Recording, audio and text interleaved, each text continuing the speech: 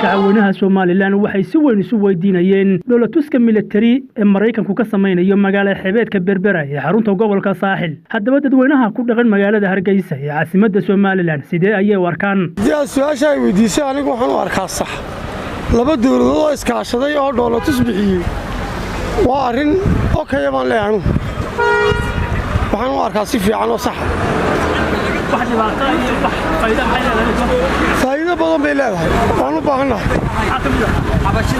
waxa kamida dawladdu saaxiibo kama maaranto ama hadan ka hadlo aragtideeda ku aadan saldhigga Berbera anigu waxaan u arkaa inaan horumar inoo keenin Mareykanku meel kasta oo golo fidna ka bilaabanta saaxiib Mareykanku dhulka uu qabsaday wad garan kartaa waxyaalaha ka soconaya marka koowaad anigu waxaan aaminsanahay inuu oromada Itoobiya u doonayo badaheena iyo dekedeena oo baalayo iyo ceeliyo uu yahay talabaad Mareykanka iyo Yuhuuddu ma kala maarmaan oo wada shaqeeyaan oo wada socdaan markasta meel kasta oo ay yimaadaanna nabad kama dhalato niyo faa'iidada anigu ma arko in saldhigga wuxuu mise waxa weeyeen saldhigga waa dabriigtan anigu dabkan ka hadlay meeshan dowladtuska dawladdu ka sameeyaan soo ka maaha waxaan maqlay Soomaaliya ka soo qayb galayso ciidankii Soomaaliya ka soo qayb galaya laguma xusin jamhuuriyadda Soomaaliland dekada Berbera baa leeyahay haddii la yiraahdo haween dawladda Soomaaliland baa marti qaadaysa waa sax laakiin haddii la yiraahdo Soomaaliland oo ka soo qayb galaysa saldhiguna waxa weeye Berbera ku yaala oo Berbera kaliya la soo qaado waa khalad weey arrin khaldan weey in uu saldhigga Berbera uu noo soo horseedayo itiraafkii koobaad ee Soomaaliland ay helahay midmooyaane Soomaaliya iyo Soomaaliland baynu kala nahay ciidanka Soomaaliya kamana soo qayb gal karo mana iman karo baan ugu leeyahay oo taagana marka fikirkayga Soomaaliya meesha waxay la daba joogtaa khalkhal aynu ku rido waa ognahay laascanood bay ka wadaa hadda ay ku soo dhigatay Berbera waxaan leeyahay ciidanka Soomaaliya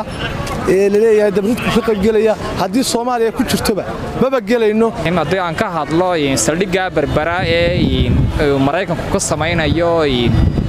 Berbera horta runtii waan soo dhaweynaynaa asahaatee arrin quraata meesha ku jira haddii arrinkaas saldhiggaasi ay noqonayo arrin ay Soomaaliya noogu soo duumanayso oo la oranayo ciidamadii Soomaaliya ka qayb qaadanaya runtii waxaan oran karaa arrin ay Soomaaliland u cuntamaya ma sababtoo ah haddii meesha ay ciidamada Soomaaliya yimaadaan ay ku tababartaan waxa hadhow ka soo baxaya in la yiraahdo dhulkii wada Soomaaliya la oranaya marka halka arrintaas oo kale waa qalad hadii ay Mareykanka iyo xulufada wata halka ay ku sameynayaan inaga wax dhibada ma leh haddaan ka hadlo saldhigga military ee Mareykanku Berbera ka furayo dowladtuska ay sameynayaan ciidamada Soomaaliland iyo Mareykanka iyo Soomaaliya ka socdo mid waan soo dhaweynaynaa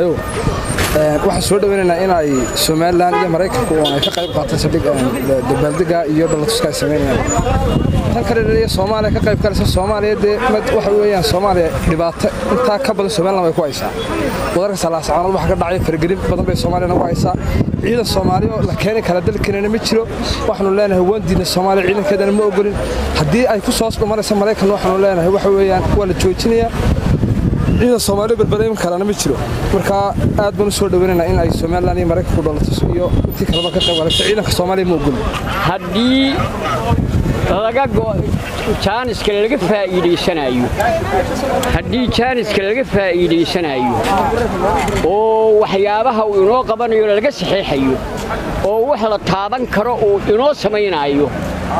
raalli baan ka ahay hadduu dantiisa uun qabsanayo isagu dantiisa markuu dantiisa fito iska tagayo dee waxbay waa la gooyo موقفka Mareykanka qodob qudun baan anigu oran lahaa arinta hal laga daayo dawladda Soomaaliya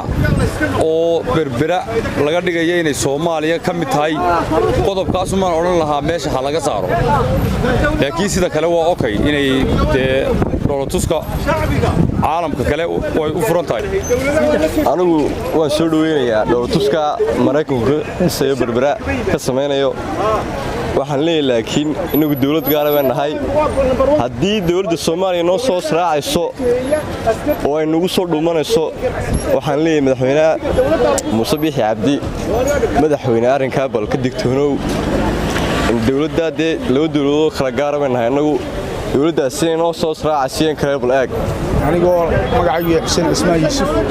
waxaan ka qabaa fikirkayga dhoolatuska Mareykanku berbera ka qabanayo dhoolatus ay ahayd in aad looga fiirsado in Soomaaliland lagu qabto